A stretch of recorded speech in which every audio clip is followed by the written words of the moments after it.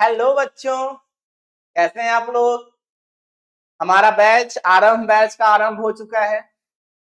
कल हमने अपनी पहली वीडियो प्रकाश के परावर्तन से संबंधित प्रकाश क्या होता है इसके बारे में कल हमने बात किया था। आज उसी चीज का सेकंड पार्ट आपके सामने, प्रकाश का परावर्तन में हमने जो कल प्रकाश के बारे में बात की थी, आज हम लोग बात करेंगे परावर्तन की। उम्मीद है पिछली वीडियो से आपको बहुत कुछ सीखने को मिला होगा और इस वीडियो से उससे भी ज्यादा सीखने को मिलेगा। तो अगर आपको हमारे वीडियोज पसंद आ रहे हैं तो कृपया चैनल को सब्सक्राइब करें, हमारी वीडियोज को लाइक करें और कमेंट्स में बताएं कि आपको हमारी वीडियोज कैसी लगी। अगर आप नए हैं तो चैनल को सब्सक्राइब करें और बेल आइकन जरूर दबा दें और साथ ही साथ शेयर करें हमारी वीडियोज को अपने दोस्तों, अपने रिश्तेदारों, अपने घर में जो बच्चे पढ़ने वाले हैं, जो बच्चे अगले साल बोर्ड का एग्जाम देने वाले हैं, उनके साथ हमारी वीडियोज को शेयर करें और शेयर करने के साथ साथ उन्हें समझाएं कि अगर पढ़ना है, अगर सफलता करनी है तो प्रयास निरंतर होना करना पड़ेगा। अगर सफल होना है तो प्रयास निरंतर करना पड़ेगा। ऐसा नहीं है कि बोर्ड का एग्जाम तो अगले साल है तो आज पढ़कर क्या करना है, नहीं। अगर बोर्ड का एग्जाम अगले साल है तो हमें आज से ही पढ़ना होगा। तो आइए शुरू करते हैं अपने नेक्स्ट सेशन को, अपने अगले वीडियो को, अपने अगले टॉपिक को, जिस टॉपिक का नाम क्या है, परावर्तन है, रिफ्लेक्शन है। कि आखिर ये रिफ्लेक्शन, आखिर ये परावर्तन चीज क्या है, आखिर परावर्तन बोलते किसको है। तो शुरू करते हैं कि आखिर हमारा ये परावर्तन है क्या। तो परावर्तन के बारे में अगर हम जानने का प्रयास करें तो परावर्तन क्या है। परावर्तन है कि यदि कोई भी प्रकाश की किरण किसी माध्यम से आती है। माध्यम क्या है, माध्यम समझने के लिए आप समझ लो कि मान लो कि आपको बाइक चलाना है, ठीक है, या कार चलाना है, या आप बाइक से कहीं जा रहे हो, कार से कहीं जा रहे हो। तो बाइक जो है पानी में तो चलेगी नहीं, बाइक जो है वो आसमान में तो उड़ेगी नहीं, बाइक हमारा खेत में तो चलेगा नहीं। बाइक को चलाने के लिए क्या जरूरी है, बाइक को चलाने के लिए जरूरी है रोड, की हमारे पास एक सड़क होनी चाहिए जिस सड़क पे हम बाइक को, कार को चला लें। अगर हमें एरोप्लेन चलाना है तो हमारे लिए उसके लिए क्या होना चाहिए, एक वायुमंडल होना चाहिए, हमारे पास एक आसमान होना चाहिए जिसमें हम उसको चला सके। एरोप्लेन को हम लोग रोड पे नहीं चला सकते हैं, पानी के जहाज को हम आकाश में नहीं उड़ा सकते हैं, रोड पर नहीं चला सकते हैं, उसके लिए पानी चाहिए।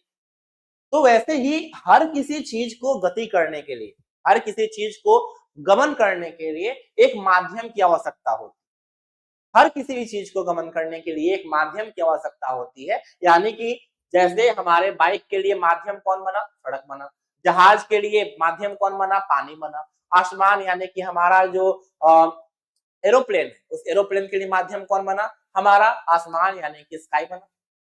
वैसे ही अगर हमारे पास, जैसे हमारे पास साउंड है, आवाज है, आवाज का अगर गमन करना है, आवाज को, मेरी आवाज को आप तक पहुंचाना है तो इसका एक माध्यम है।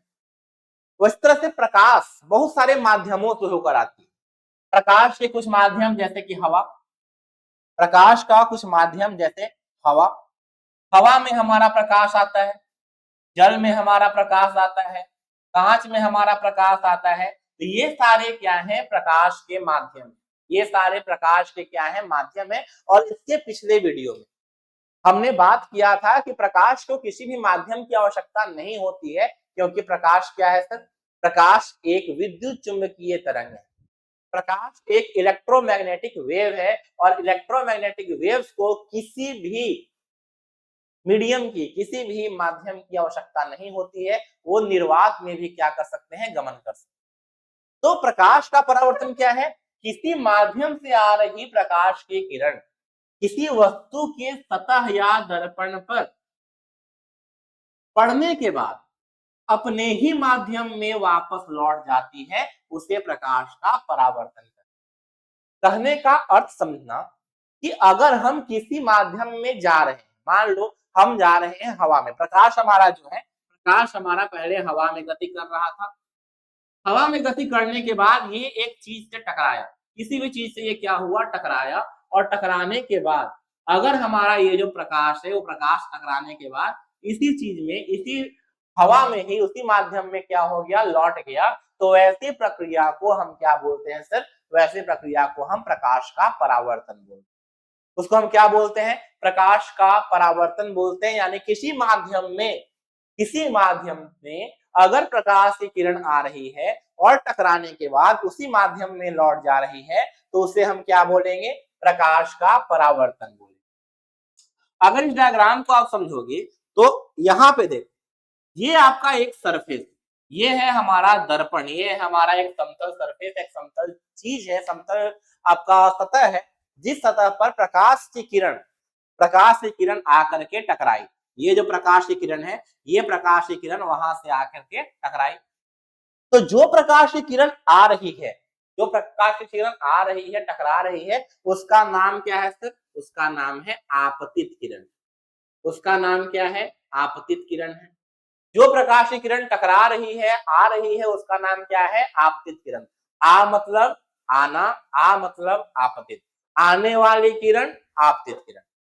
आने के बाद इस सतह पर जब वो पड़ती है और पड़ने के बाद जब वो वापस लौट जाती है, सतह पड़ने के बाद जब वो क्या हो जाती है, वापस लौट जाती है, तो जो किरण वापस लौट रही है वो हमारा क्या है, परावर्तित किरण। यानी कि जो किरण हमारी वापस लौट जाती है उसका नाम क्या है सर, परावर्तित किरण नाम है। तो जो किरण आती है वो आपतित किरण, जो किरण लौट जाती है वो परावर्तित किरण। और इन दोनों के बीच हमारा जो समतल है, इस समतल पर आपतित किरण आई, परावर्तित किरण गई, और इस समतल पे हमने अगर एक हमने क्या किया, 90 डिग्री का एंगल बनाते हुए हमने क्या किया, एक लंब डाला। तो इस लंब का नाम क्या है सर, इसका नाम है अभिलंब। ये जो हमारे पास लंब है, इस लंब का नाम क्या है, अभिलंब है। तो जो किरण आई उसका नाम आपतित किरण, जो किरण टकरा कर गई उसका नाम परावर्तित किरण, और इस सतह पर एक लंब जो हमने खींचा इसका नाम क्या, अभिलंब। अभिलंब को बोलते हैं हम लोग क्या, नॉर्मल। तो नॉर्मल यानी अभिलंब और दर्पण के बीच में, अभिलंब और उस सतह के बीच में कितने डिग्री का कोण बनता है, तो वो बनता है 90 डिग्री का। यानी कि वो क्या होता है, लंब होता है। 90 डिग्री का कोण बनने का मतलब क्या है कि वो क्या है, एक दूसरे पे परपेंडिकुलर यानी कि लंब है। तो इसको हम क्या बोलते हैं कि वहां पे 90 डिग्री का कोण बना है। आगे देखते हैं सर क्या क्या है हमारे पास। अब देखो हमारे पास जो अगला अगला टॉपिक पढ़ना है वो पढ़ना है कि आखिर आपतित किरण क्या है। तो अभी हमने बताया कि किसी दिशा से आ रही प्रकाश की किरण, किसी दिशा से आ रही प्रकाश की किरण को हम क्या बोलते हैं, आपतित किरण बोलते हैं। यानी कि जो किरण आ रही है, जो किरण आ रही है वो हमारी कैसी है, आपतित किरण है। जो किरण आ रही है वो कैसी किरण है, आपतित किरण है। परावर्तित किरण क्या है, आपतित किरण जब आपतन बिंदु पर पड़ने के बाद अपने ही दिशा में लौटती है, उस लौटने वाली किरण को क्या बोलते हैं, परावर्तित किरण बोलते हैं। यानी कि एक ऐसी किरण जो आपतन हो गया, जिसका जो आ गई सतह पर टकरा गई और टकराने के बाद जब लौटी तो उस लौटने वाली किरण को, यानी जो किरण लौट रही है उस लौटने वाली किरण को हम क्या बोलते हैं सर, परावर्तित किरण बोलते हैं सर। लौटने वाली किरण को हमने क्या बोला, परावर्तित किरण बोला। अब अगला है परावर्तक सतह। परावर्तक सतह कहने का मतलब जिस सतह पर आपतित किरण आई, जिस सतह पर आपतित किरण आई, टकराई और टकरा कर वापस लौट गई, उस सतह को हम क्या बोलेंगे, परावर्तक सतह बोलेंगे। यानी कि एक ऐसा सतह, एक ऐसा सरफेस, एक ऐसा समतल, मान लो कि हमारे पास एक समतल है, यहां से प्रकाश की किरण आई, टकराई और टकरा के चली गई, तो इस प्रकार ये जो हमारा सतह होगा, ये सतह हमारा क्या है, परावर्तक सतह है। ये सतह हमारा क्या है, परावर्तक सतह है। तो परावर्तक सतह समझ गए। अब जिस बिंदु पे हमारा ये पॉइंट, जिस बिंदु पे हमारा ये जो प्रकाश की किरण है वो आकर टकराती है और टकरा कर लौट जाती है, उस बिंदु का नाम क्या होगा, आपतन बिंदु होगा। आपतन बिंदु कहने का मतलब वैसा बिंदु जहां पर आपतित किरण आई, टकराई और टकरा कर परावर्तित किरण बनकर लौट गई, उसको क्या बोलेंगे हम, आपतन बिंदु बोलेंगे। अगली चीज है अभिलंब, यानी आपतित किरण और परावर्तित किरण के बीच में आपतन बिंदु, जहां पे वो चीज आपतन हो रहा है, जहां पे हमारा ये जो पूरा का पूरा आपतन और परावर्तन हो रहा है, उस बिंदु पे जो हमने परपेंडिकुलर डाला है, जो हमारा ये लंब होगा, इस लंब को हम क्या बोलेंगे, इस लंब को हम बोलेंगे अभिलंब। ये जो हमारा परपेंडिकुलर है, इस परपेंडिकुलर को हम क्या बोलेंगे सर? इस परपेंडिकुलर को हम बोलेंगे कि हमारा क्या है? अभिलंब है। अगला बहुत इंपॉर्टेंट चीज समझिएगा ध्यान से। मान लो ये हमारा एक सतह है, इस सतह पर एक प्रकाश किरण आती है, टकराती है और टकरा करके चली जाती है। प्रकाश किरण आई, आने के बाद टकराई और टकरा के चली गई, ठीक है। यहां से हमारा क्या होगा? एक लंब हमने इस पे डाला और इस लंब को हम क्या बोल दिया? इस लंब को हमने बोल दिया कि ये लंब हमारा क्या है? अभिलंब है। ये लंब हमारा अभिलंब है। ये जो किरण गई वो कैसी किरण थी? परावर्तित किरण थी। और ये जो हमारी किरण है वो कैसी किरण है? आपतित किरण है। अब आपतित किरण और अभिलंब के बीच जो एंगल बनेगा, ये जो हमारा कोण बनेगा, ये जो हमारे पास कोण बनेगा, इस कोण का नाम है आपतन कोण। इस कोण का नाम क्या है सर? आपतन कोण। और ये वाला जो कोण है, इस कोण का नाम क्या है? परावर्तन कोण। जो परावर्तित किरण और अभिलंब के बीच कोण बनता है, उस कोण का नाम क्या है? परावर्तन। आपतित किरण क्या? तो एक ऐसी किरण जो आकर सतह से टकराई, वो आपतित किरण। टकराने के बाद लौट गई तो परावर्तित किरण। उनके बीच में जो हमने लंब डाला, वो लंब हमारा क्या कहलाएगा? अभिलंब कहलाएगा। अभिलंब और आपतित किरण के बीच का कोण आपतन कोण। अभिलंब और परावर्तित किरण के बीच का कोण परावर्तन कोण। आपतित किरण आई, परावर्तित किरण गई, अभिलंब हमारा बीच में, अभिलंब और आपतित किरण के बीच में आपतन कोण, अभिलंब और परावर्तित किरण के बीच में परावर्तन। समझ में आ गया?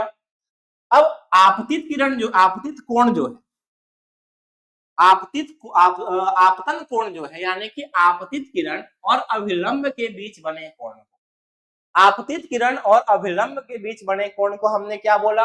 आपतन कोण बोला। परावर्तित किरण और अभिलंब के बीच बने कोण को हमने क्या बोला? परावर्तन कोण बोला। आपतित किरण और अभिलंब के बीच जो कोण बना उसका नाम आपतन कोण। परावर्तित किरण और अभिलंब के बीच जो कोण बना उसका नाम परावर्तन कोण। आपतन कोण को हमने दिखाया आई से, आपतन कोण को हमने दिखाया आई से, और परावर्तन कोण को हमने दिखाया आर से। आपतन कोण कहने का मतलब आई, आई कहने का मतलब angle of incidence, angle of incidence, यानी कहने का मतलब आपतन कोण। आर कहने का मतलब angle of reflection, angle of reflection यानी कि परावर्तन कोण। क्लियर है इतना बात? आपतन कोण क्या है, परावर्तन कोण क्या है? आपतन कोण को y से दिखाते हैं, परावर्तन कोण को r से दिखाते हैं। अगला पॉइंट हमारे पास क्या आता है? अगला पॉइंट आता है हमारे परावर्तन के नियम। हमारे पास आते हैं अब परावर्तन के नियम। बहुत इंपॉर्टेंट है आपके बोर्ड के पॉइंट ऑफ व्यू से। बोर्ड में हर साल लगभग 2 मार्क्स के क्वेश्चन आते हैं। ऑब्जेक्टिव में भी आते हैं, सब्जेक्टिव में भी आते हैं, मिला जुला के आपको 5-6 मार्क्स देकर जाते हैं। तो बहुत ही अच्छे से समझिएगा इसको कि परावर्तन के नियम है क्या। परावर्तन के नियम मुख्यतः 2 होते हैं। कितने नियम है सर? 2 नियम है सर। परावर्तन के 2 नियम है। कौन कौन सा नियम है? तो पहला नियम, आपतित किरण, परावर्तित किरण तथा आपतन बिंदु पर डाला गया अभिलंब तीनों एक ही तल में होता है। आपतित किरण, परावर्तित किरण, यहां पे मैं अगर बनाऊं तो ये आपकी आपतित किरण आई, परावर्तित किरण गई, और इनके बीच में जो एंगल डाला गया, इनके बीच में जो लंब डाला गया, एंगल नहीं लंब, सॉरी, लंब डाला गया, इस लंब को हमने क्या बोला? अभिलंब बोला। ये हमारा क्या है? अभिलंब है। ये हमारा आपतन कोण, ये सॉरी आपतित किरण, और ये हमारा परावर्तित किरण। ये हमारा आपतन कोण, ये हमारा परावर्तन कोण। क्लियर है? अब ये जो तीनों के तीनों है, यानी कि आपतित किरण, परावर्तित किरण और अभिलंब, तीनों क्या है? एक ही समतल पर, एक ही तल पर स्थित होते हैं। ये हमारे एक ही तल पर क्या होते हैं, स्थित होते हैं।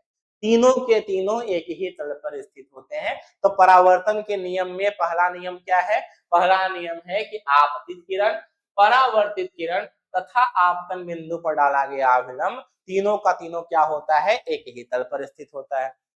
दूसरा नियम क्या बोलता है, दूसरा नियम बोलता है कि हमारा जो आपतन कोण है तथा परावर्तन कोण है, आपतन कोण तथा परावर्तन कोण ये दोनों आपस में क्या होते हैं, समान होते हैं, बराबर। आपतन कोण और परावर्तन कोण दोनों आपस में क्या होते हैं, समान होते हैं, बराबर होते हैं। और ये बराबर होने के चलते क्या है, ये हमारा जो आपतित किरण आई, परावर्तित किरण गई, अभिलंब हमारा बीच में, ये बना हमारा आई और ये बना हमारा आर। आई कहने का मतलब, आई कहने का मतलब angle of incidence, angle of incidence यानी आपतन कोण। आर कहने का मतलब angle of reflection, angle of reflection यानी कि परावर्तन कोण। आपतन कोण, परावर्तन कोण दोनों आपस में क्या होते हैं, बराबर होते हैं। यानी कि अगर हमारा ये वाला एंगल, ये आपतन कोण, आपतित किरण आया, परावर्तित किरण गया, ये हमारा अभिलंब, अगर ये वाला कोण मान लेते हैं 30 डिग्री का है, तो ये वाला कोण भी कितने का होगा, 30 डिग्री का ही होगा। जब ये कोण 30 डिग्री का है तो ये कितने का होगा, 60 डिग्री का होगा, क्योंकि ये पूरा का पूरा 90 है। ये 30 का है तो ये भी कितने का होगा, 60 डिग्री का होगा। तो इससे कुछ सांख्यिकी प्रश्न यानी कि न्यूमेरिकल क्वेश्चंस भी आपके बोर्ड एग्जाम में आते हैं। जैसे कैसे कैसे क्वेश्चंस आ सकते हैं सर, मान लो हमारे पास ये एक रिफ्लेक्शन दे दिया गया, आपको बोला कि ये 30 डिग्री, आपको बोला गया कि हमारा ये जो एंगल है, ये एंगल कितने डिग्री का है सर, 30 डिग्री का है। आप बताओ मेरे को कि ये वाला कितने डिग्री का एंगल होगा। अगर ये एंगल हमारे पास 30 डिग्री का है तो आप बताओ कि ये एंगल हमारा कितने का होगा। तो अगर ये 30 है तो ये कितना होगा, 60 होगा। अगर ये 60 है तो ये भी इक्वल होगा, तो 60 होगा। और अगर ये 60 है तो ये कितने डिग्री का हो जाएगा, 30 डिग्री का हो जाएगा। समझ में आ रही है बात, समझ में आ रही है बात। अगर ये 30 है तो ये 60 होगा, अगर ये 60 है तो ये 30 होगा। दोनों नियम, पहली चीज कि अभिलंब हमारा 90 डिग्री का होता है, तो 90 हमको किस तरह से इधर साइड में होगा और 90 उस साइड में होगा। इस साइड में 30 दिया हुआ है, जो बचा वो 60, इस साइड में हमारे पास क्या 60 का इक्वल 60 और यहाँ पे 60 है तो ये हमारा 30। तो इस तरह से बहुत सारे न्यूमेरिकल्स आपको मिलेंगे, कुछ क्वेश्चन आपके बुक्स में, कुछ क्वेश्चन आपके बोर्ड एग्जाम्स में, और काफी इंपॉर्टेंट क्वेश्चन आपको देखने को। अब परावर्तन के नियम में हमने समझा क्या, पहली चीज कि आपतित किरण, परावर्तित किरण और अभिलंब तीनों एक ही तल में होते हैं। और दूसरी चीज क्या, दूसरी चीज कि हमारा जो आपतन कोण होता है और परावर्तन कोण होता है दोनों आपस में समान होते हैं। अगला चीज हमारे पास क्या आता है सर, अगला चीज आता है सर हमारे पास प्रतिबिंब। या फिर प्रतिबिंब क्या है, इमेज क्या होता है। प्रतिबिंब क्या है सर, तो किसी वस्तु से आ रही प्रकाश की किरणें अगर दर्पण से परावर्तित होने के बाद परावर्तित किरण जिस बिंदु पर एक दूसरे को काटती है या काटती हुई प्रतीत होती है, उस बिंदु को वस्तु का प्रतिबिंब कहते हैं। यानी आपतित किरण आई, दो आपतित किरणें आई, आने के बाद परावर्तित हुई, और परावर्तित होने के बाद दोनों जिस बिंदु पर जाकर मिलेंगे, परावर्तित होने के बाद दोनों जिस बिंदु पर जाकर मिलेंगे, उस बिंदु का नाम है सर प्रतिबिंब। जैसे हमने यहाँ से एक वस्तु है मेरे पास, इस वस्तु से दो हमारे पास क्या निकली, दो हमारे पास आपतित किरणें निकली। अब इन आपतित किरणों को टकराने के बाद ये हमारे पास क्या आई, परावर्तित किरणें आई। ये परावर्तित किरणें अगर आगे जाकर के बढ़ती तो कहीं पे भी ये मिलने का नाम नहीं लेते, कहीं पे भी ये नहीं मिल पाती। तो ये मिलती नहीं है, परंतु मिलते हुए प्रतीत होती हैं कि अगर ये उधर न जा करके पीछे की तरफ जाती तो ये क्या हो जाता, किसी एक ऐसे बिंदु पर मिल जाती, और इस बिंदु को हम क्या बोलेंगे, प्रतिबिंब बोलेंगे। यानी कि परावर्तित किरण के कटान, परावर्तित किरणों के कटान को क्या बोलते हैं सर, प्रतिबिंब बोलते हैं।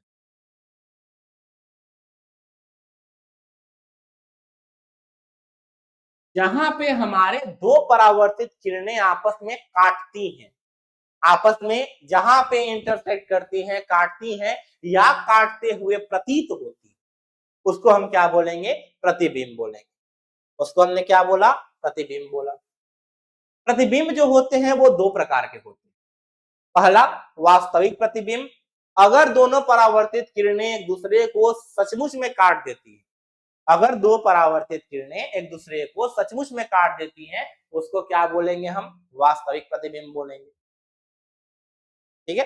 अगर कोई भी दो परावर्तित किरणें एक दूसरे को सच में काट देती है, तो उसे हम क्या बोलेंगे?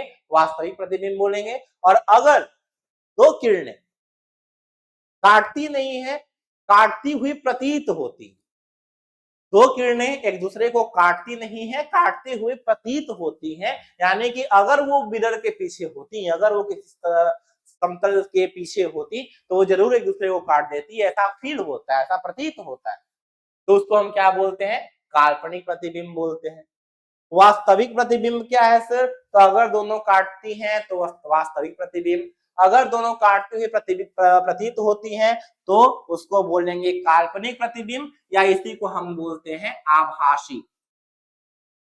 इसी को हम क्या बोलते हैं सर? इसी को बोलते हैं आभासी। आभासी प्रतिबिंब किसको बोलते हैं? काल्पनिक को।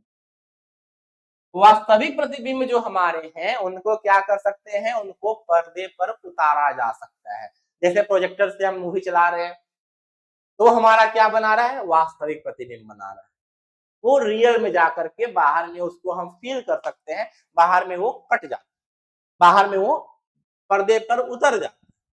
लेकिन जो आभासी प्रतिबिंब है, जो काल्पनिक प्रतिबिंब है, वो आपस में कटते नहीं है। जैसे मिरर में अगर आप अपना आईना में अगर आप अपना शक्ल देखते हैं, आईना में सुबह सुबह उठकर अगर अपना फेस देखते हैं, तो आप फेस को देख तो पाते हैं, परंतु उसको टच नहीं कर सकते, उसको फील नहीं कर सकते। लेकिन अगर प्रोजेक्टर से कोई लाइट, कोई मूवी अगर निकल रही है, तो उसको आप अपने हाथों पर फील कर सकते हैं। यानी कि अगर बीच में आपका हाथ आएगा तो हीरो का चेहरा आपके हाथ में आ जाएगा। अगर बीच में मूवी देखे कोई अगर आप उसमें ट्रेवल करते, घूमते हैं प्रोजेक्टर के सामने, तो आपके बॉडी पे हाइट सीन आ सकता है, आपके बॉडी पे आकर एरोप्लेन क्रैश हो सकता है, मूवी में जैसा हो। तो इस प्रकार से उसको हम क्या बोलते हैं? वास्तविक प्रतिबिंब बोलते हैं। और अगर एक दूसरे को काटती नहीं है, तो उसको हम क्या बोलेंगे? एक दूसरे को काटती नहीं है, काटती हुई प्रतीत होती हैं, वैसे किरणों को, वैसे प्रतिबिंब को क्या बोलेंगे? काल्पनिक प्रतिबिंब बोलेंगे या फिर आभासी प्रतिबिंब बोलेंगे। क्लियर है? क्लियर है? मुझे पता है क्लियर। तो आज का हमने जो पढ़ा, क्या पढ़ा? हमने पढ़ा परावर्तन के नियम क्या है, परावर्तन क्या है, प्रतिबिंब क्या है, प्रतिबिंब कितने प्रकार के होते हैं, काल्पनिक प्रतिबिंब क्या है, वास्तविक प्रतिबिंब क्या है। उम्मीद है ये सेशन आपको अच्छा लगा होगा, काफी कुछ सीखने को मिला होगा, और मुझे पूरी उम्मीद है कि अगर इस तरह से आप हमारे साथ, हमारे इस बैच के साथ जुड़े होंगे, जुड़े रहेंगे, तो आपके मार्क्स में कहीं भी गिरावट होने की संभावना ही नहीं, कहीं भी संभावना नहीं। तो उम्मीद है आपको ये सेशन हमारा अच्छा लगा होगा। Thanks for watching. हमारा अगला जो टॉपिक है वो क्या है सर? वो है दर्पण यानी कि मिरर, जिसकी वीडियो आपको कल मिल जाएगी। तो इंतजार कीजिएगा, कल शाम 6 बजे का हम लोग फिर मिलेंगे दर्पण क्या है इस टॉपिक के साथ स्किल आइडिया चैनल पर। तब तक हमारे चैनल को सब्सक्राइब कीजिए, लाइक कीजिए, शेयर कीजिए, कमेंट कीजिए, तबाही मचा दीजिए। बोर्ड एग्जाम 2027 की तैयारी अब यहीं से होगी। बता दीजिए अपने दोस्तों को कि अगर बोर्ड एग्जाम में एक अच्छा मार्क्स लाना है तो तैयारी यहीं से होगी। बहुत बहुत धन्यवाद, फिर मिलते हैं कल।